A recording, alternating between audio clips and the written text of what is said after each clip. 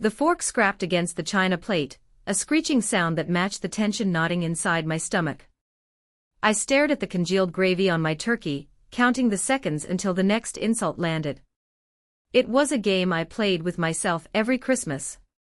I was 38 years old, a senior architect for a major fintech firm, and I managed a quantitative investment portfolio that would make Wall Street bankers weep.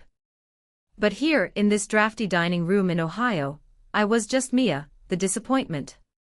"Mia, stop playing on that computer," my mother, Brenda, snapped from the head of the table. She gestured with her wine glass, sloshing cheap Merlot onto the tablecloth. "It's rude. Your brother is talking about his business." I wasn't playing.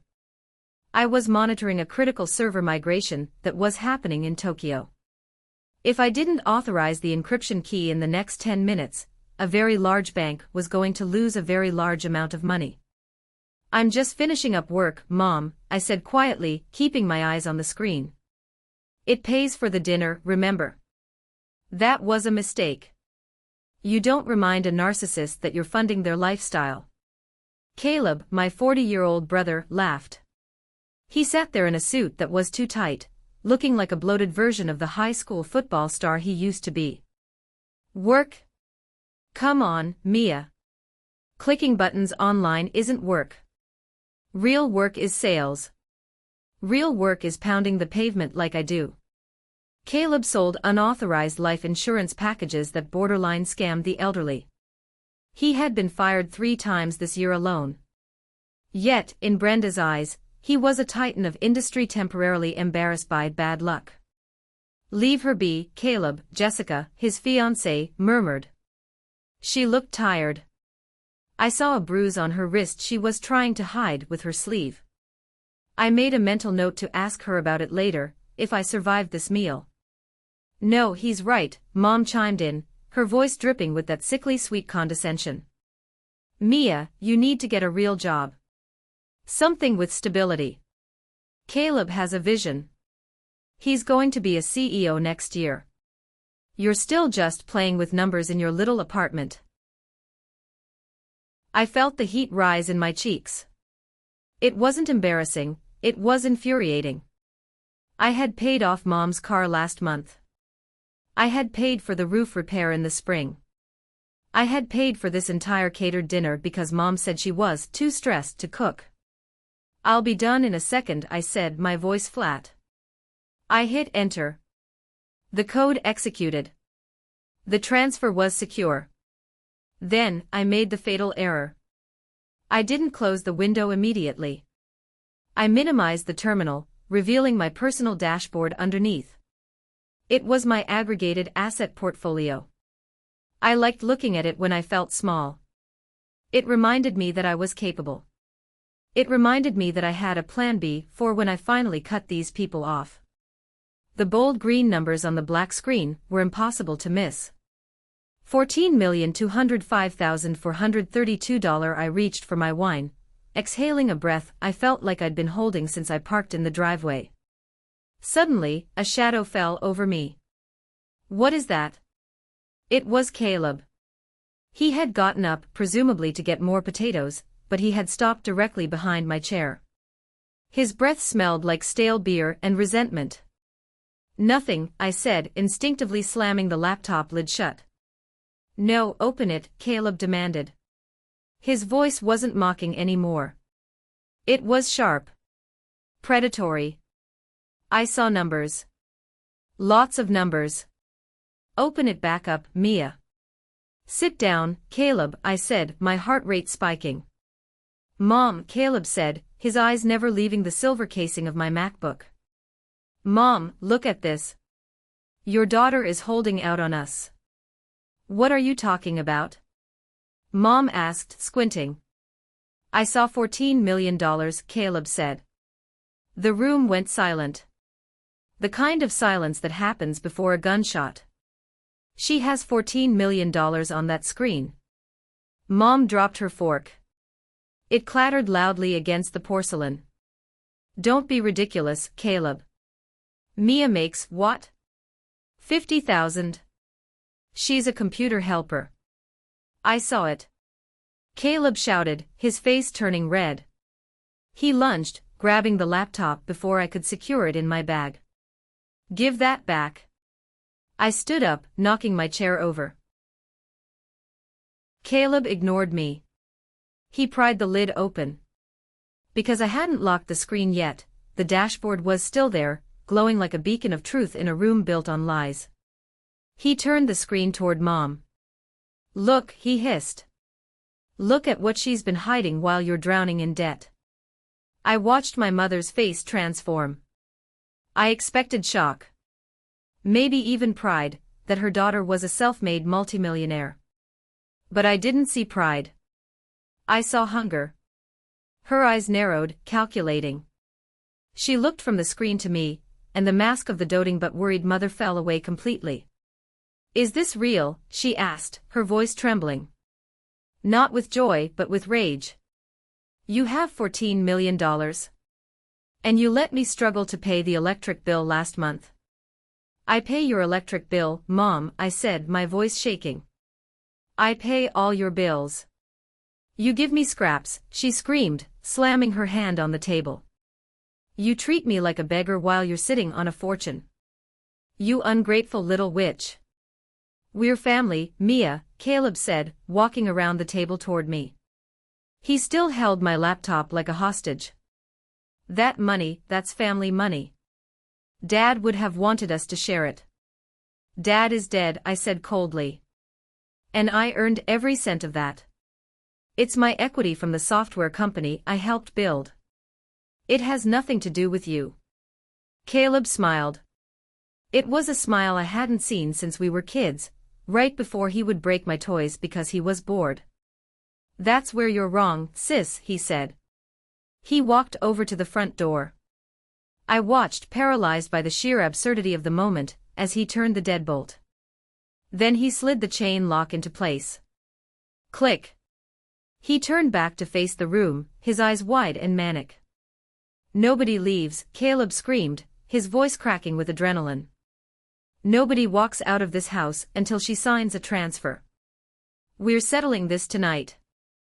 The sound of the lock clicking echoed in the silent room. It triggered a primal alarm in the back of my brain. This wasn't just a dysfunctional family argument anymore, this was a hostage situation. Caleb, unlock the door, I said, keeping my voice steady. I channeled the tone I used when negotiating with hostile board members. You are committing a felony right now. This is false imprisonment. Oh, shut up with your legal mumbo-jumbo.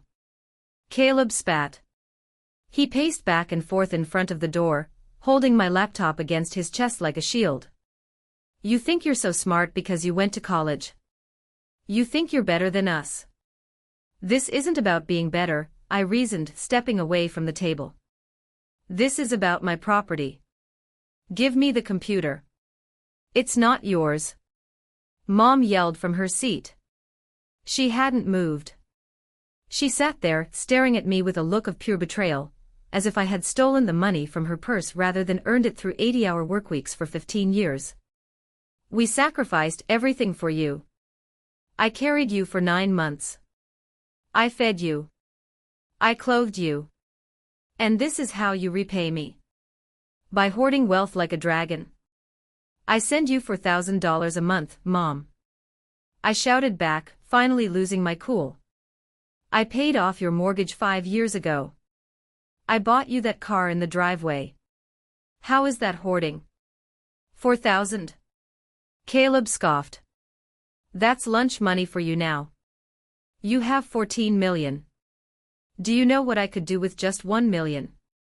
Just one. I could launch my crypto platform. I could be the man Dad wanted me to be. You'd lose it in a week, Caleb, I said. It was the truth, but it was the wrong thing to say to a man with a fragile ego and a locked door.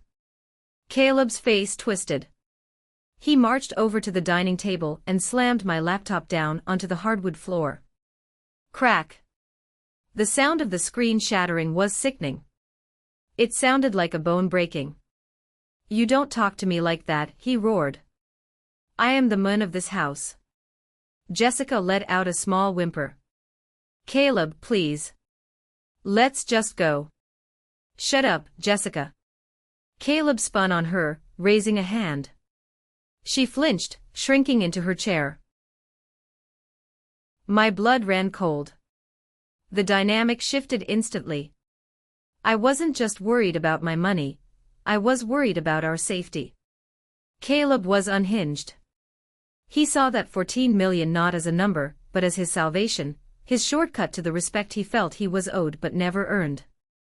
Okay, I said, holding up my hands. Okay. Let's talk. What do you want? I want half, Mom said immediately. I looked at her, stunned. Half. It's only fair, she said, picking up her wine glass again as if discussing the weather. I raised you. It's restitution for my years of labor. 7 million.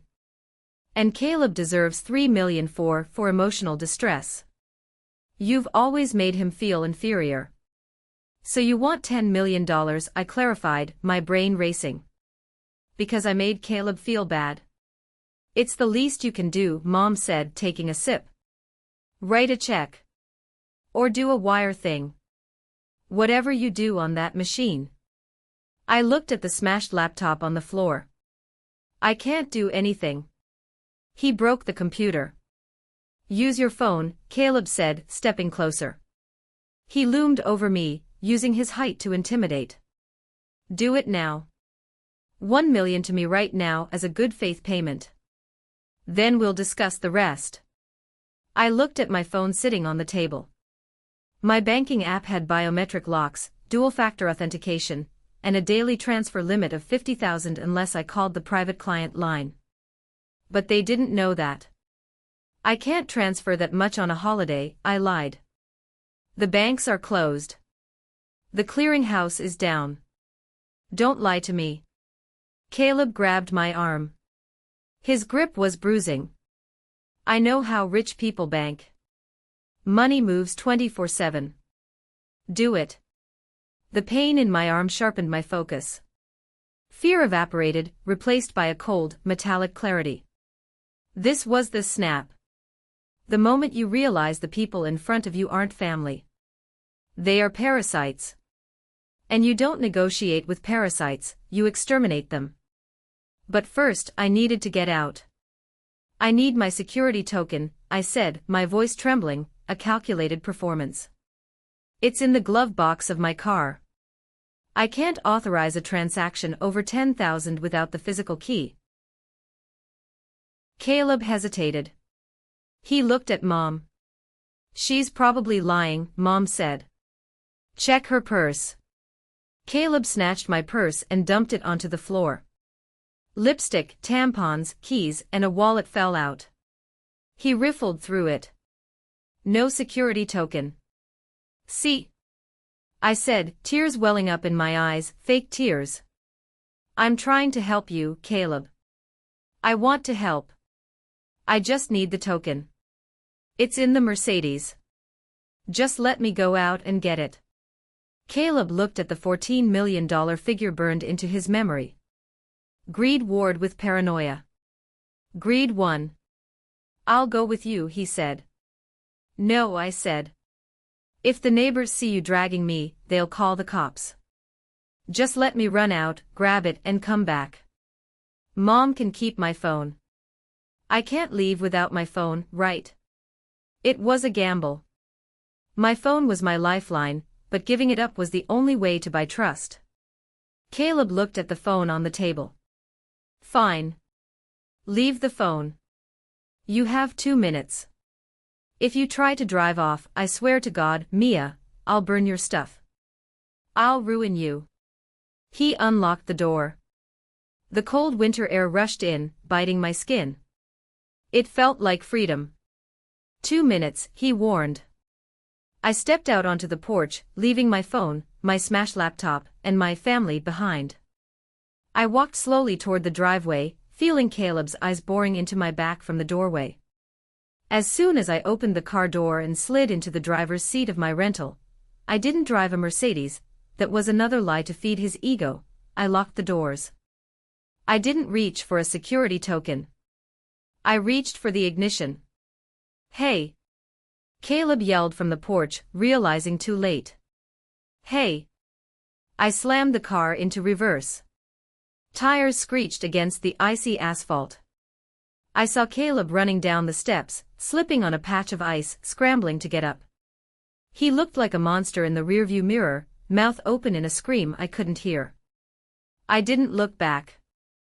I floored it, speeding out of the subdivision, past the Christmas lights and the inflatable Santas, driving until my hands stopped shaking. I wasn't going back. Not tonight.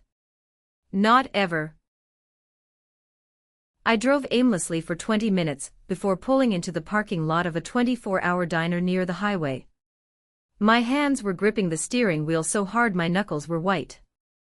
The adrenaline was fading, leaving behind a hollow ache in my chest.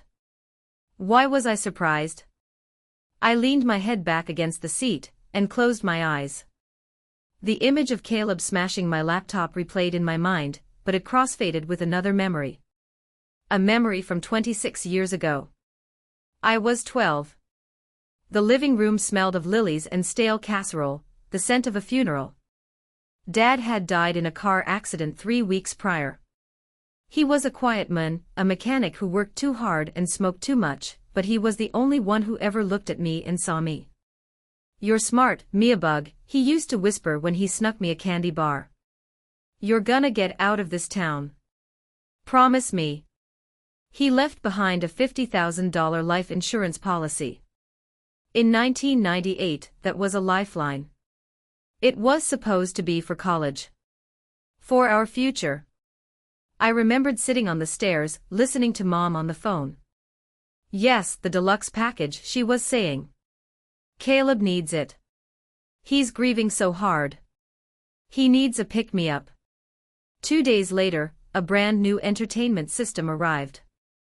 Then a dirt bike for Caleb. Then a closet full of designer clothes for Mom. What about my math camp? I had asked, clutching the brochure I had been saving for months. It cost $200. Mom had sighed, blowing cigarette smoke toward the ceiling. "Oh, Mia. Don't be selfish. Your brother is the man of the house now. He needs things to build his confidence.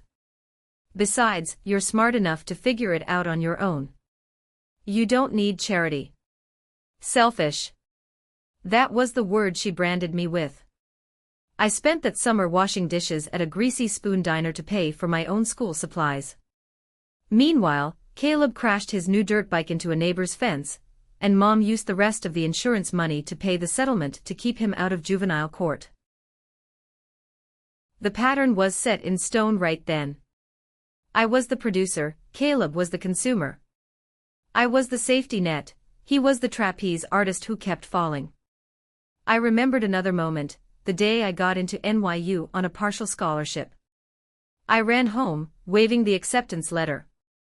"That's nice," Mom said, not looking up from the TV. "But Caleb just got a callback for a manager trainee job at the mall. We need to focus on his interview suit. He didn't get the job. He overslept. But Mom bought him a $500 suit anyway." I went to New York with 2 pairs of jeans, and a burning hatred in my gut that fueled me through sleepless nights of coding and studying. I thought money would fix it. That was my great delusion. I thought if I became successful enough, if I threw enough cash into the black hole of their need, they would finally look at me and say, "Good job, Mia. Thank you." I started sending checks the moment I got my first bonus. First $500. Then $1,000. Then, when I sold my first algorithm, I paid off the house. I remembered the phone call when I told Mom the mortgage was gone. "Oh," she had said. "Well, good. Now I can afford to redecorate the sunroom." "Caleb says it's depressing." "No thank you. Just a pivot to the next want." Sitting in that cold rental car, the truth finally settled over me like a heavy blanket. They didn't hate me because I was stingy.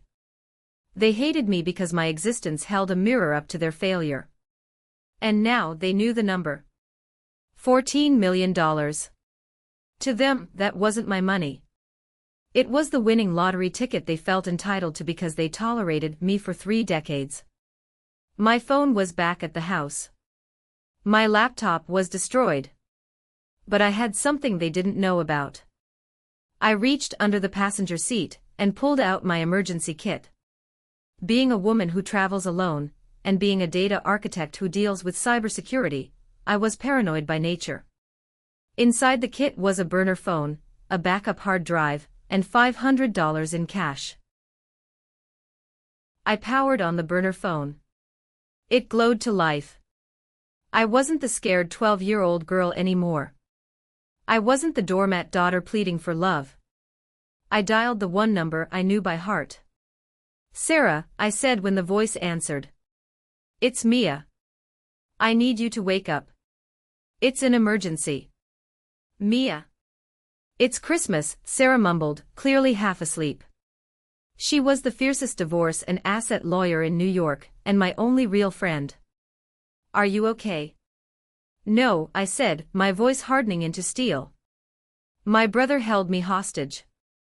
They destroyed my hardware. They tried to extort me." Sarah was awake instantly.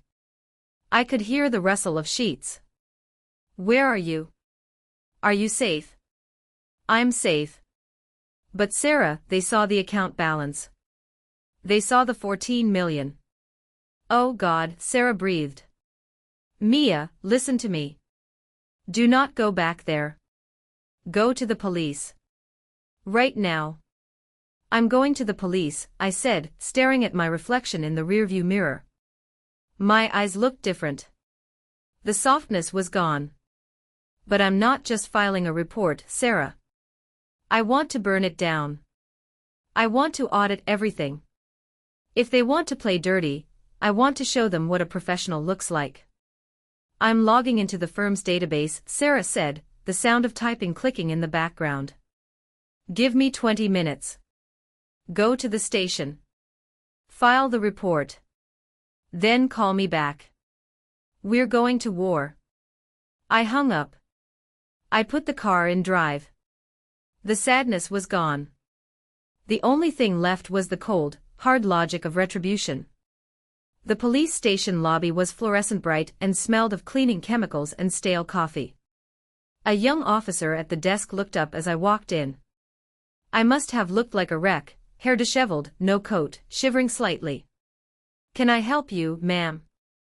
"I need to file a report," I said. My voice sounded surprisingly calm. "Domestic disturbance. Attempted extortion. Destruction of property." He handed me a clipboard. "Fill this out. Do you want to press charges immediately?" I held the pen, hovering over the paper. If I pressed charges now, assault, unlawful imprisonment, Caleb would be arrested tonight. It would be swift. But it wouldn't be enough. He would claim it was a family dispute. Mom would lie for him. She would say I was hysterical, that I broke the laptop myself. Without hard evidence, it was my word against 2 practiced liars. "No," I said slowly. "I just want an incident report on file for documentation. I need a paper trail." I wrote it all down. The time. The threats. The lock on the door. The value of the laptop, $3,500. I didn't mention the $14 million yet. That was my leverage. After I got the case number, I drove to the nearest Marriott. I used my emergency credit card, the one Mom didn't know about, to book a suite. Once inside, I double-locked the door and collapsed onto the bed. But I didn't sleep. I plugged in the burner phone and called Sarah back. "Okay, I'm here," I said. "Mia," Sarah's voice was grim. "I ran a preliminary credit sweep on you. You know, just to lock things down like you asked. And you need to sit down." "I am sitting. There are 5 credit cards opened in your name in the last 18 months. Maxed out. Total debt is around $80,000. I felt the room spin. "What?" I check my credit report annually. It was clean last January. These were opened in February and March. They used an address in, let me check. Oak Creek, Ohio. My mother's address. They stole my identity, I whispered. The betrayal felt physical, like a knife twisting in my gut. Mom must have given him my social security number. She has all our old paperwork in the safe. It gets worse, Sarah said gently. Mia, did you co-sign a refinancing loan on your mother's house 6 months ago? No. I paid off that house. It's free and clear. Not anymore. Someone took out a home equity line of credit, HELOC, for $150,000. The paperwork has your signature on it. It's a clumsy forgery, but the notary stamped it. The notary is a Thomas Miller. Uncle Tom, I said, closing my eyes. My aunt's husband. He was a notary public. They're all in on it. Mia, this isn't just a toxic family, Sarah said, her lawyer voice cutting through the emotional fog. This is a criminal enterprise. Racketeering. Fraud. Identity theft. If you stop paying their bills, that house gets foreclosed on because they haven't made a single payment on that HELOC. They've been stripping you for parts. I walked to the window and looked out at the snowy parking lot. I thought about the Christmas dinner. The way Mom mocked my job. She mocked the very thing she was stealing from. She called me useless while living off the credit she stole from my name. The audacity was breathtaking. What do I do, Sarah? Legally? We crush them. We report the fraud. We sue. But that takes time. And Caleb, if he's desperate enough to lock you in a house, he's dangerous. He thinks you have $14 million. He's not going to stop. He thinks I'm weak, I said. He thinks I'm the little sister who always caves. The one who buys peace. Are you? No. I looked at my reflection in the window glass. The woman staring back wasn't Mia the daughter. She was Mia the architect. I built systems for a living. I designed traps for hackers. I knew how to bait an algorithm to expose its flaws. I have an idea, I said. Sarah, don't file the fraud report yet. Not until Monday. Why? What are you going to do? I'm going to give them what they want, I said cold. They want a meeting. They want a check. I'll give them a meeting. Mia, do not go back into that house. I won't. I'm going to invite them to dinner. A public place. Somewhere expensive. Somewhere with cameras. You're going to wiretap them, Sarah realized. You want a confession. I want everything, I said. I want them to admit to the forgery, the credit cards, the threats. I want it all in 4K resolution. And then, I want to introduce them to the consequences. I can fly out tomorrow, Sarah said. I'll bring the paperwork. But Mia, be careful. A cornered rat bites. Let him bite, I said, touching the bruise forming on my arm where Caleb had grabbed me. I'm going to break his teeth. I hung up. I didn't cry that night. I spent the next 6 hours on my burner phone, accessing cloud backups, locking down my real bank accounts, and setting up a new, segregated account with a balance of exactly $0. Then, I composed a text message to Mom's number. Mom, I'm sorry I ran. I was scared. But I've been thinking about what you said. You're right. Family is everything. I want to make it right. Let's meet for dinner tomorrow at the Gilded Chop. Just us. I'll bring the checkbook. I hit send. The trap was set. The next morning, Christmas Day, I woke up in the hotel room with a singular focus. My phone, the burner, buzzed with a reply from Mom. I knew you'd come to your senses. We forgive you. 7 p.m. Don't be late. And bring the check. We forgive you. The phrase almost made me laugh. It was the classic language of the abuser, granting absolution for the sin of trying to escape them. I spent the morning not celebrating but compiling. I went to a local electronics store that opened early and bought a new laptop. I sat in a Starbucks, logging into the credit bureaus. Seeing the numbers in black and white was different than hearing Sarah say them. It was an autopsy of my relationship. Visa signature, $15,000 balance. Transactions, online gambling sites, liquor stores, a strip club in Columbus. MasterCard, $22,000 balance.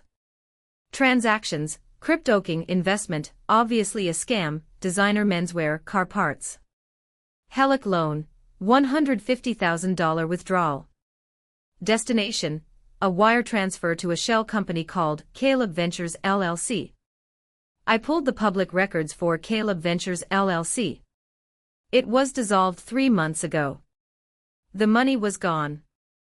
Caleb hadn't invested it, he had burned it. I printed everything. Every statement, every transaction timestamp. I created a binder. I labeled it the receipts. Around noon, my burner phone rang. Unknown number. I hesitated, then answered. Hello. Mia. The voice was a whisper. Female. Terrified. Who is this? It's Jessica. Caleb's fiancée. I pictured her at the dinner table, shrinking away from his raised hand. Jessica, I said, keeping my voice neutral. How did you get this number? I saw you drop the box for the burner phone in the driveway when you ran to the car, she whispered. I memorized the model and guessed you'd activate it. Listen, I can't talk long. He's in the shower. Is he hurting you? It doesn't matter, she said quickly, her voice cracking. Mia, you can't come tonight. Or if you do, you need to know what they're planning. I know they want my money, Jessica. No, you don't understand, she hissed. It's not just asking. I heard them talking this morning. Mom and Caleb. They're bringing Uncle Tom. They have papers drawn up. Durable power of attorney. My blood ran cold. Power of attorney. They're going to say you're unstable, Jessica rushed on. They're saying you had a breakdown at Christmas dinner. That you were manic. Caleb smashed the laptop, but they're going to tell everyone you smashed it in a rage. They want to get you declared incompetent so they can take control of the account legally. Gaslighting on an industrial scale. They weren't just going to rob me, they were going to erase me. Why are you telling me this? I asked. You're marrying him. Not anymore, she sobbed softly. Last night, after you left, he was so angry. He drank a bottle of whiskey. He hit me, Mia. He said if I didn't shut up and play along, I'd end up with nothing. I saw his phone, the messages. What messages? He owes money to bad people, Mia. Loan sharks. That's why he needs your $1 million today. If he doesn't pay by New Year's, they're going to hurt him. He's not investing. He's drowning. Jessica, I said firmly. Do you have proof? Of the messages? Of the plan? I took screenshots. I sent them to my sister. I can send them to you. Do it. Send everything. Then pack a bag. Get out of there. I can't. He has my car keys. He's watching me. Then survive until tonight, I said. Come to the dinner. When I signal you, you tell the truth. Can you do that? Silence. Then a shaky breath. If you promise you'll protect me. I have $14 million and the best lawyer in New York landing in 2 hours, I said. I can protect you. But you have to help me bury him. I'll do it, she whispered. The line went dead. I sat there, staring at the phone. The binder of financial fraud on the table suddenly felt insufficient. This wasn't just theft, it was a conspiracy. I called Sarah. "Change of plans," I said when she answered. "We need a notary. Not Uncle Tom. A real one. And we need private security. 2 guys. Big ones." "Mia, what's going on?"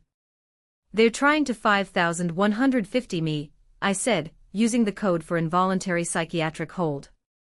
"They want conservatorship. They're going the full Britney Spears." "Over my dead body," Sarah growled. "I'll call my contact at the security firm. We'll have eyes on the room." "And Mia?" "I'm bringing a forensic accountant too." "Good. Because tonight isn't a negotiation anymore." I looked at the binder. I picked up a red marker and wrote across the cover of the first document, Exhibit A, "Tonight is an execution." At 3 p.m., my phone pinged. It was an email from an anonymous address. Jessica kept her word. I opened the attachments, and what I saw made my stomach churn. First were the screenshots of Caleb's texts with a contact labeled Tony Loan. "Tony, interest brings it to 85K. Due the 28th, don't make me come to your mom's house." "Caleb, I got a whale on the hook. My sister. She's loaded. I'll have it." "Tony, you said that last month." Tick-tock. Then, a voice memo. It was recorded clearly, likely from Jessica's phone in her pocket. Mom's voice, "She's hysterical. We just tell the judge she's been seeing things. Living alone in the city, it breaks people." Caleb's voice, "Uncle Tom will sign the affidavit. We get the power of attorney, we transfer the funds to the family trust, and then we put her in that facility in Deerfield for a month to rest. By the time she gets out, the money is moved offshore. Mom, it's for her own good, really. She doesn't know how to handle that kind of wealth. She's hoarding it. It's sinful." I listened to it 3 times. Sinful. My mother invoked God to justify stripping her daughter of her freedom. I forwarded everything to Sarah. "Sarah, got it. This is gold. This is conspiracy to commit fraud and kidnapping. We have them." I needed to get ready. I couldn't walk into that dinner looking like a victim. I needed to look like a CEO. I went to the nearest high-end department store. I bought a sharp, tailored black blazer, a silk blouse, and stilettos that clicked on the floor like gunshots. I pulled my hair back into a severe, tight bun. No jewelry. Just a smart watch set to record. At 6:30 p.m., I arrived at the Gilded Chop. It was the fanciest steakhouse in town, the kind of place Mom always complained she could never afford. I met Sarah in the parking lot. She looked fierce in a trench coat, holding a briefcase that looked heavy enough to be a weapon. Behind her were 2 men who looked like they were carved out of granite, ex-military private security. "This is Mike and Dave," Sarah said. "They'll be at the bar within earshot. If Caleb so much as twitches, they intervene." "Good," I said. "Did you speak to the management?" "Manager is paid off," Sarah winked. "We have the private room in the back. Cameras are rolling. Audio is hot." We walked in. The host led us to the ambassador room. It was soundproofed, with a large mahogany table, and a flat-screen TV on the wall intended for corporate presentations. "Perfect," I said. I connected my new laptop to the TV via HDMI. The screen remained black for now. "They're here," Mike the bodyguard murmured into his earpiece. I sat at the head of the table. Sarah sat to my right, posing as my associate. The door opened. Mom walked in first, wearing her Sunday best, a fur coat I knew she bought with my stolen credit card. She looked smug. Caleb followed, wearing the same ill-fitting suit, looking twitchy. Jessica trailed behind, wearing sunglasses indoors. To hide a black eye, I guessed. Finally, Uncle Tom and Aunt Patty. The flying monkeys. Mia! Mom cried out, rushing forward with arms wide, as if she hadn't planned to institutionalize me hours ago. Oh, thank God you're okay. We were so worried. I stood up but didn't hug her. I gestured to the chair at the opposite end of the table. Sit down, Mother. She faltered, the smile slipping. Mia. Who is this? She pointed at Sarah. This is Sarah. My legal counsel. Caleb bristled. Why do you need a lawyer? This is a family dinner. Is it? I asked smoothly. You asked for a check, Caleb. Large financial transactions require legal oversight. Sit down. Caleb exchanged a look with Uncle Tom. They sat. Jessica sat near the door, far away from Caleb. She lowered her sunglasses just enough for me to see the purple bruise on her cheekbone. I gave her a microscopic nod. Hang on. So Caleb said, puffing out his chest, trying to regain dominance. I'm glad you came to your senses. We've been talking and we think, order first, I cut him off. Get whatever you want. The most expensive things on the menu. My treat. Really? Mom's eyes lit up. Greed always overrode caution with her. Yes. Surf and turf. Lobster. Vintage wine. Celebrate. Celebrate your last meal as free citizens, I thought. They ordered with abandon. $200 steaks. 3 bottles of Cabernet. The air was thick with the smell of roasted meat and arrogance. I watched them eat. I didn't touch my food. I just watched. You know, Mia, Uncle Tom said, wiping grease from his chin. Your mother has been very distressed. We think it's best if you sign some papers tonight. Just to let us help you manage things. That much money, it's a burden. A burden, I repeated. Yes, Mom nodded, wine staining her lips purple. We just want to protect you. Protect me like you protected my credit score. I asked softly. The table went quiet. What do you mean? Mom asked, blinking too fast. I mean the 5 credit cards, Mom. The Helic loan. I don't know what you're talking about, she stammered. Don't play dumb, Mia. Caleb slammed his hand on the table, emboldened by the wine. So what? We used a little credit. You have 14 million. You shouldn't even care. It's petty change to you. So you admit it? Sarah spoke up, her pen poised over a notepad. Yeah, I admit it. Caleb sneered. I admit I did what I had to do to survive because my sister is a selfish bitch who sits on a mountain of gold while we starve. And guess what? She's going to sign over control tonight anyway. He reached into his jacket and pulled out a thick envelope. The power of attorney papers. Sign it, Caleb ordered. Or Uncle Tom here testifies that you threatened to kill Mom last night. Uncle Tom looked down at his plate, unable to meet my eyes. Is that the plan? I asked, standing up. Blackmail.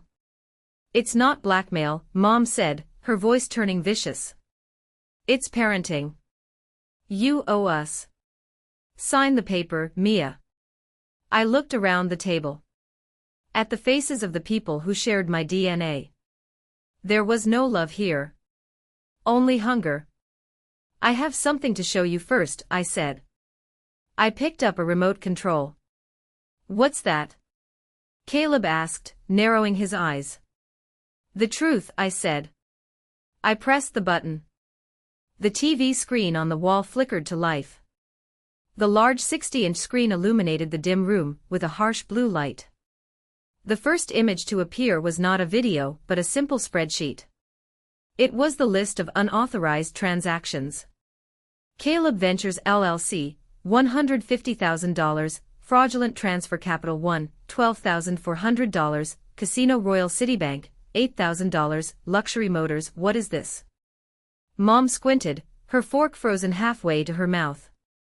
This, I said, my voice projecting clearly to the hidden microphones, is a summary of the felonies committed by people in this room over the last 2 years. Turn it off, Caleb growled, starting to rise. Sit down, Caleb. Mike, the security guard, stepped out of the shadows. He was 6'4" and blocked Caleb's path. Caleb sank back into his chair, stunned. You brought muscle. Caleb scoffed, trying to laugh it off. Paranoid much? Prudent, I corrected. I clicked the remote. The screen changed. It was a photo of the forged Helic document. Next to it, a blown-up comparison of my real signature and the one on the paper. Uncle Tom, I addressed my uncle directly. You notarized this. You attested that I was present. I was in London on that date. That is a federal crime. Notary fraud. Mortgage fraud. Tom turned pale, sweat beading on his forehead. Brenda said. Brenda said she had permission. Shut up, Tom. Mom hissed. I clicked again. Now, the audio played. The recording Jessica sent me. She's hysterical, tell the judge, put her in that facility, money moved offshore. Mom's voice echoed through the room, cold and calculating. The color drained from Brenda's face. She looked like a ghost. That's edited. That's fake AI. It's not AI, Mom, I said. And the court will authenticate it. I looked at Jessica. She took off her sunglasses, revealing the black eye. Jessica sent it to me, I said. Caleb whipped his head around to look at his fiancée. You traitorous little, don't, Jessica said, her voice shaking but defiant. I'm done, Caleb. I'm not going to jail for you. You're all crazy, Caleb stood up, knocking his chair over. This is entrapment. You can't record us. Actually, Sarah spoke up calmly, Ohio is a one-party consent state for recording conversations. And since Mia is a party to this conversation, it is entirely admissible in court. I don't care. Caleb screamed. The veneer of the businessman was gone. The monster was out. I deserve that money. Dad died and left us with nothing. You were the favorite, Mia. You always thought you were better than us. I worked, Caleb. I yelled back, finally letting my anger break the surface. I worked while you played. I studied while you partied. Dad didn't leave us nothing, he left us a work ethic, but you were too lazy to pick it up. I am the man of the family. Caleb grabbed a steak knife from the table. Mike and Dave moved instantly. Drop it. Mike shouted. I want the money. Caleb was foaming at the mouth, pointing the knife at me. Transfer it. Now. Or I swear, or you what? I stepped closer, ignoring Sarah's warning hand. You'll kill the golden goose. Go ahead, Caleb. Do it. There's a camera right there. I pointed to the lens hidden in the smoke detector. And there. And there. Caleb looked around wildly. He realized he was in a box. A glass box of his own making. Mom, he looked at her, pleading for a way out. Mom was staring at the spreadsheet on the TV. My house, she whispered. You said you paid off the loan, Caleb. You said the money was for investments. He lied to you too, Mom, I said. He stole your equity. If I stop paying, you're homeless in 30 days. Mom looked at Caleb. Then at me. Then at the $14 million figure she knew I had. Mia, she stood up, tears streaming down her face. Mia, baby. I didn't know. He told me you authorized it. He tricked me. I stared at her. The speed with which she threw her golden child under the bus was breathtaking. I heard the recording, Mom, I said coldly. I heard you call me sinful. I heard you plan to lock me away. I was confused. He manipulated me. She reached for my hand. I pulled away as if she were radioactive. Caleb, I said, turning back to my brother. Put the knife down. It's over. Caleb was breathing heavy. He looked at the knife, then at the security guards, then at Jessica, who was looking at him with pure disgust. He dropped the knife. It clattered on the plate. You can't prove I forced you to sign anything, he muttered. It's a civil matter. Identity theft is not a civil matter, Sarah corrected. Wire fraud is not a civil matter. Assault with a deadly weapon is not a civil matter. Sarah pulled her phone out. Officers. You can come in now. The door to the private room opened again. This time, it wasn't a waiter. It was two uniformed police officers and a detective in a cheap suit. Caleb Wilson, the detective asked. Caleb's knees gave out. He slumped back into his chair. You have the right to remain silent, the detective began. I watched as they pulled his hands behind his back. The click of the handcuffs was the most satisfying sound I had ever heard. Better than the click of a shimmering transaction. Better than any applause. Mom! Caleb screamed as they hauled him up. Mom, do something. Tell them. Mom sat there, clutching her fur coat, trembling. She looked at me. Mia, tell them to stop. He's your brother. No, I said. He's a criminal. The restaurant fell silent as Caleb was marched out in handcuffs, shouting obscenities. The other diners stared, forks suspended in midair. I didn't look down. I watched him go. Back in the private room, the air was heavy. Uncle Tom was weeping softly into a napkin. Aunt Patty was staring at the wall.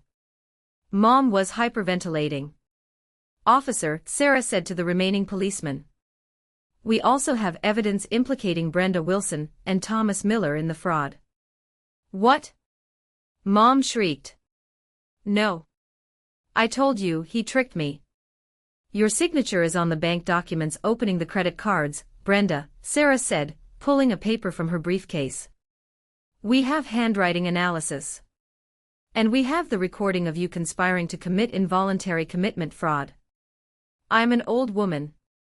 Mom wailed. Mia, please. I'm your mother. I looked at her. I looked for the woman who raised me. I looked for the woman who bandaged my knees when I fell. But all I saw was the woman who bought a luxury car with my dad's death benefit while I scrubbed dishes. You're my mother, I agreed. And that's the only reason I'm not having you arrested tonight. Mom let out a sob of relief. Oh, thank you. Thank you, Mia. I knew you loved me. But I raised a finger. Here is what is going to happen. I walked over to the table and picked up the menu. The house is gone, I said. I'm not paying the hellick.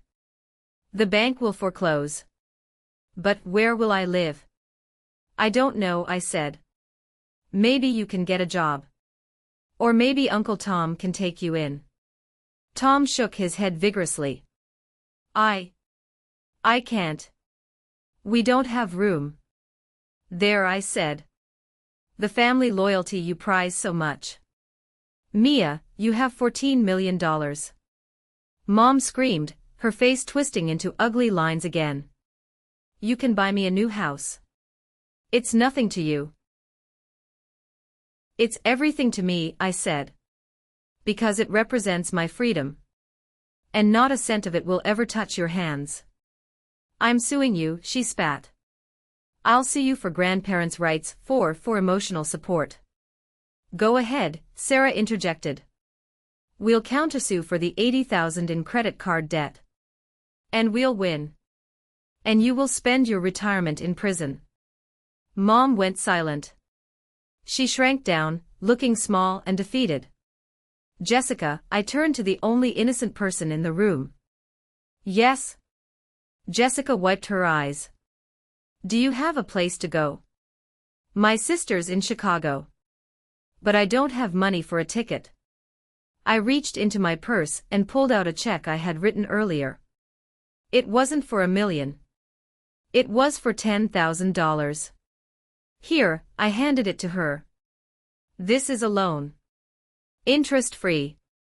Pay me back when you can. Get to Chicago. Start over. Jessica took the check, her hands trembling. Thank you, Mia. Thank you so much. Go now, I said. Before they try to take it from you. Jessica grabbed her bag and ran out the door without looking back at the family she almost married into. I looked at the table. The expensive steaks were cold. The wine was untouched. I'm leaving now, I said to the room. The bill is paid. Enjoy the food. It's the last meal I'm ever buying you. Mia, Mom whispered. Please. I turned my back on her. Goodbye, Brenda. I walked out of the restaurant into the cold night air. Mike and Dave flanked me. Sarah walked beside me, closing her briefcase with a solid click. You okay? Sarah asked. I took a deep breath. The winter air tasted sharp and clean. I didn't feel guilty. I didn't feel sad. I felt lighter. I'm fantastic, I said. My phone buzzed. It was a notification from my security system. Threat neutralized.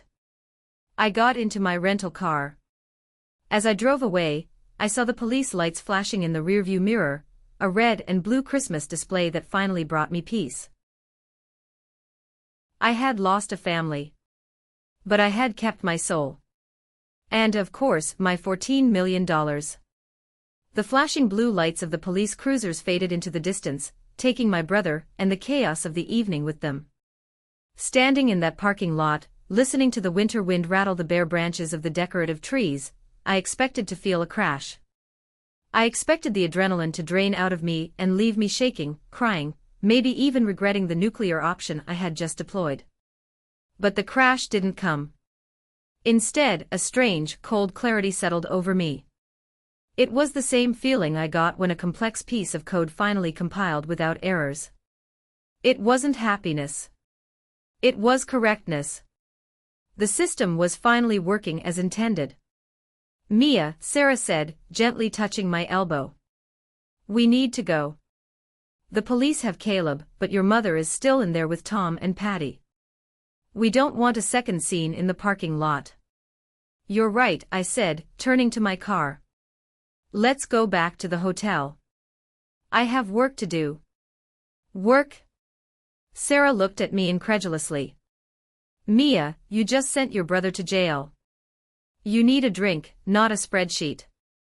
I need to lock down the rest of the assets, I replied, opening the car door. Caleb was the blunt instrument, but Mom is the architect. She knows my social security number by heart. She knows my first pet's name. She knows every security question answer I have. Tonight wasn't the end, Sarah. It was just the opening shot. Back at the hotel, the reality of what I had done began to vibrate through my phone. It started about 20 minutes after we left the restaurant. Buzz. Buzz. Buzz. 37 missed calls in 1 hour. Mom. Aunt Patty. Numbers I didn't recognize, probably cousins or neighbors Mom had enlisted to guilt-trip me. I didn't block them. Not yet. I needed the data. Every voicemail, every text was potential evidence for the restraining order hearing on Monday. I sat on the edge of the hotel bed, Sarah pouring us both a glass of overpriced minibar wine, and I pressed play on the speakerphone. Mia. Mom's voice cracked through the speaker, hysterical and wet with tears. You have to call the station. You have to drop the charges. They're talking about $100,000 bail. We don't have that. He's your brother. How can you sleep at night? You're a monster. You're a rich, heartless monster. Next message. Mia, it's Aunt Patty. This voice was sickly sweet, a complete pivot from Mom's screaming. Listen, honey, we're all just very emotional. Caleb didn't mean it with the knife. He was just theatrical. You know how he gets. Don't ruin his life over a misunderstanding. Mom is having chest pains. Do you want to kill your mother? Call us. I looked at Sarah. Chest pains. The classic maneuver. If she was having chest pains, she'd be calling 911, not you, Sarah said dryly. She's trying to leverage your guilt. It's the only currency she has left. It's not working anymore, I said, taking a sip of the wine. It tasted sharp. That part of me is dead. I think they killed it when they forged my signature. I opened my laptop, the new one, and logged into the credit monitoring service again. I saw a pending inquiry from an hour ago.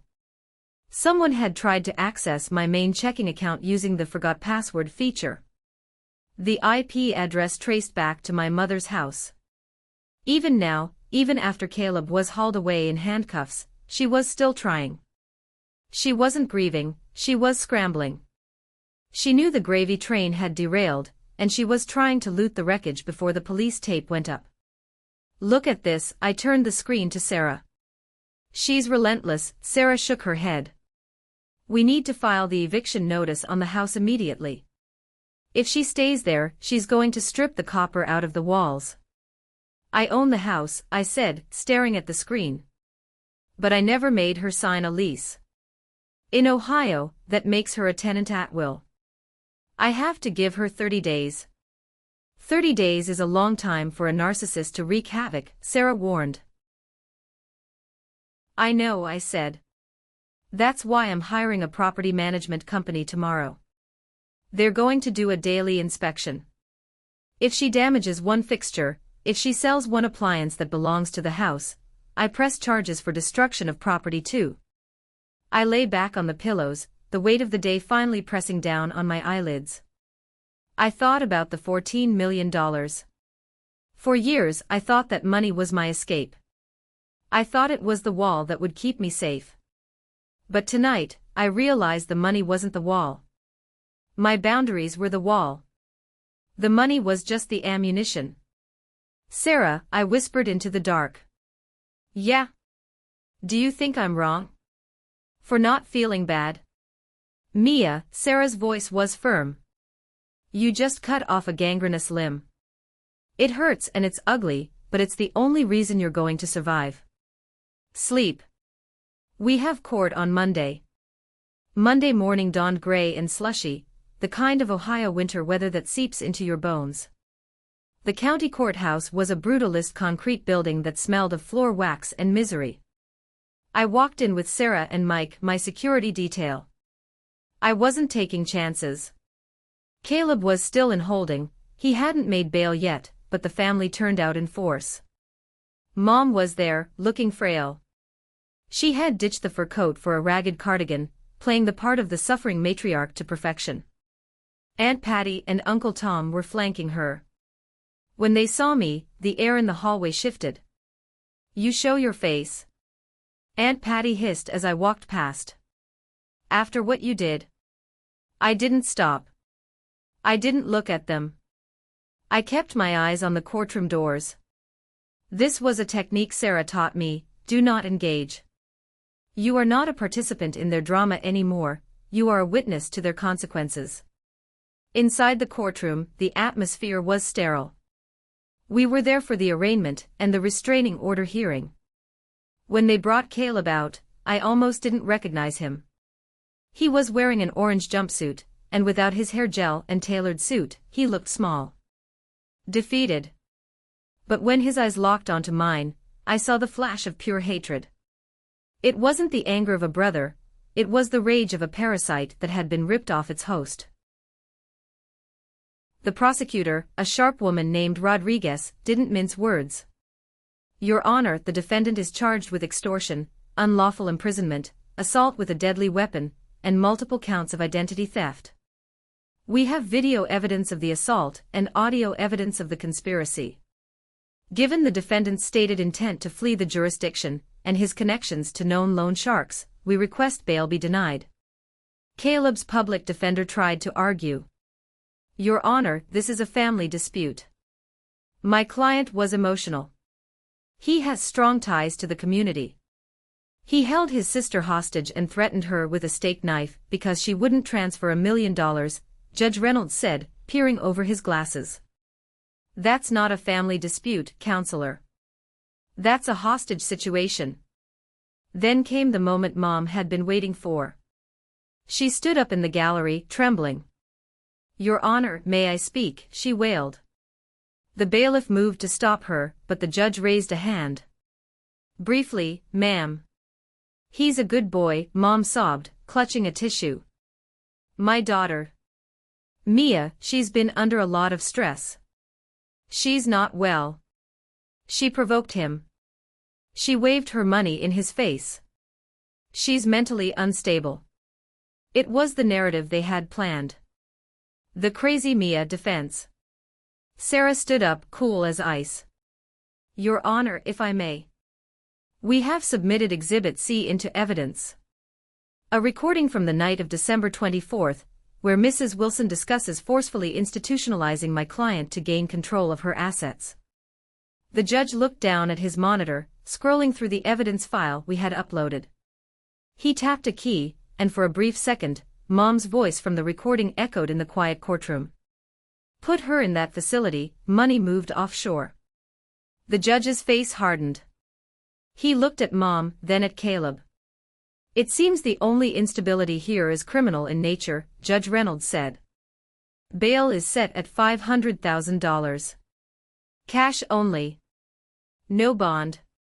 And I am issuing a temporary protective order for the victim against both the defendant and you, Mrs. Wilson. If you contact her, you will join your son in a cell. The gavel banged. It sounded like a gunshot. Mom collapsed onto the bench, wailing. Caleb started screaming as the bailiffs dragged him away. You're dead, Mia. You hear me? You're dead to us. I watched him go. I felt nothing. No fear. No sadness. Just the satisfaction of a math equation balancing out. We walked out of the courtroom. Mom tried to lunge at me in the aisle, but Mike stepped in between us, a solid wall of muscle. Don't, Mike said. His voice was low and dangerous. Mom stopped. She looked at me over Mike's shoulder. Her eyes were dry now. The performance was over. You think you won, she spat. You have no family left. You're alone. All that money and no one to share it with. You'll die alone, Mia. I'd rather die alone than live with a vampire, I said calmly. You have 30 days to vacate the house, Brenda. The property management team arrives at 8 a.m. tomorrow to inventory the assets. Don't break anything. I walked away. The sound of her screaming my name echoed down the marble hallway, but I didn't turn back. I kept walking, out the heavy doors, into the cold air, and toward the rest of my life. Justice isn't always pretty. Sometimes it looks like your mother crying in a courtroom hallway. But let me tell you the peace that comes after. It is worth every single tear. 30 days later. I didn't have to go back. Sarah advised against it. She said I should let the professionals handle the eviction. But I needed to see it. I needed to close the loop. I parked my car across the street from the house I grew up in. The house I had paid for. The house that had been the stage for every trauma of my childhood. A moving truck was in the driveway. Not a professional service, Mom couldn't afford that now that I had cut the cash flow. It was a rental U-Haul, being loaded by Uncle Tom, and a few of Caleb's sketchy friends who weren't in jail. The house looked tired. The shutters were peeling. The lawn was overgrown. Without my money pumping into it, the decay had set in rapidly. I watched Mom come out the front door. She was carrying a box of china, the expensive set she insisted I buy her 3 Christmases ago. She looked older. The stress of the last month had etched deep lines into her face. Caleb was still in jail, awaiting trial.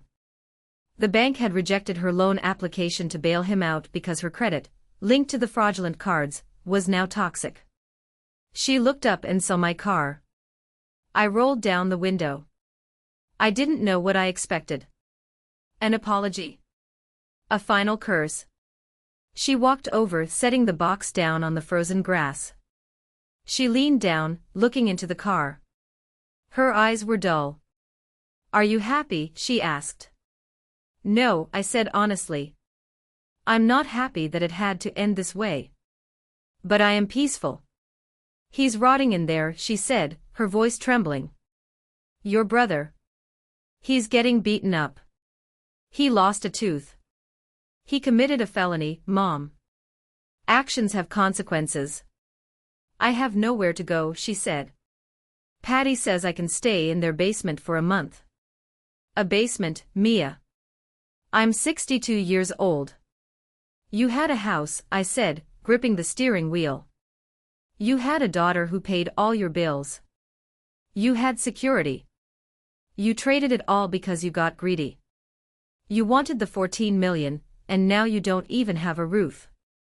Just give me enough for a condo," she begged, her hand reaching out to touch the car door.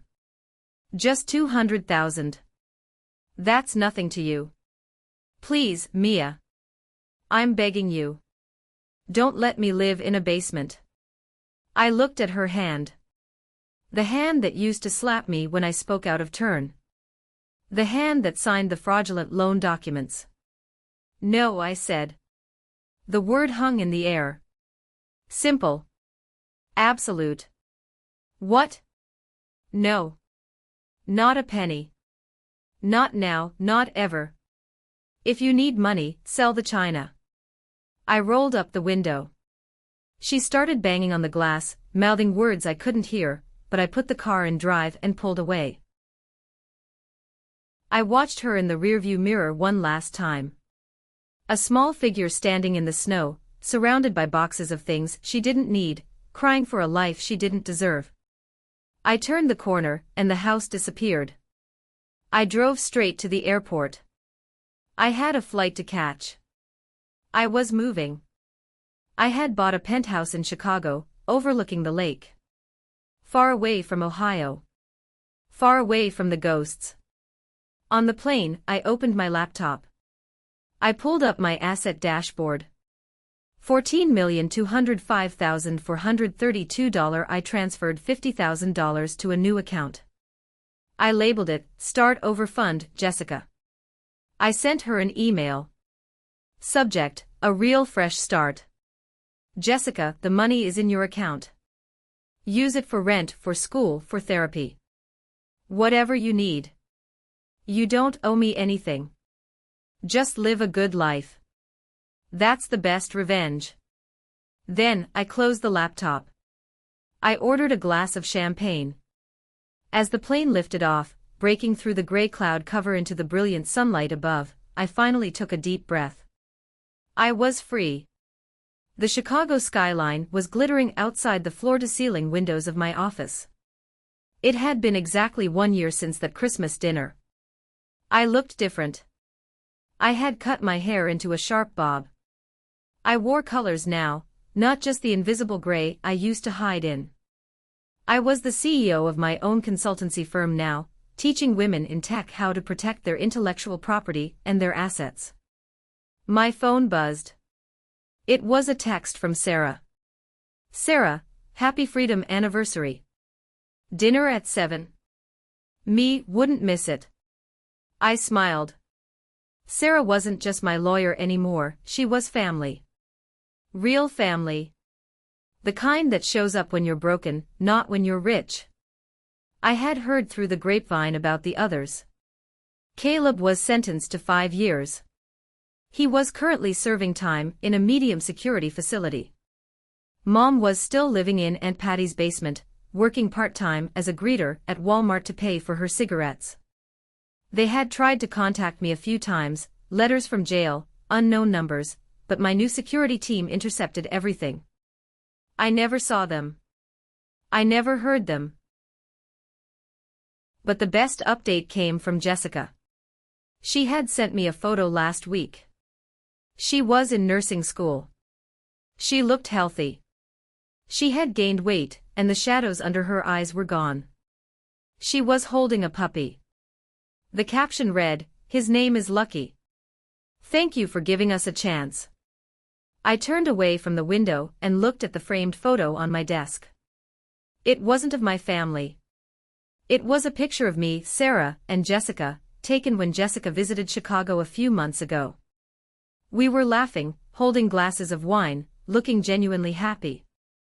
That was the lesson I learned. Biology is an accident. Family is a choice. I opened my laptop to record this video. I adjusted the camera, checked the lighting, and looked directly into the lens. So I said to the camera, "To you, that's the story. That's how I lost my mother, my brother, and my childhood home in the span of 30 days. And it's how I found myself." I leaned in closer. If you are watching this and you feel stuck, if you feel like you owe someone your life just because they gave birth to you, or because they share your last name, listen to me. You don't. You don't owe anyone your peace. You don't owe anyone your future. It took me 38 years to learn that no is a complete sentence. It took me losing a family to find out that I was enough all along. Don't wait until they lock you in a room. Don't wait until they break your laptop. Look at the receipts. Look at the reality. And if you have to walk out into the snow with nothing but the keys in your hand, do it. Keep driving. Don't look back. Because the view from the other side. I smiled, a genuine, warm smile that reached my eyes. It's beautiful. Thank you for listening to my story. If you've ever had to restart your life, type in the comments. I want to see you. I want to know you're out there. We are a different kind of family, you and I. The survivors. Don't forget to like and subscribe for more stories about financial independence and taking your power back. I'm Mia. And I'll see you in the next video.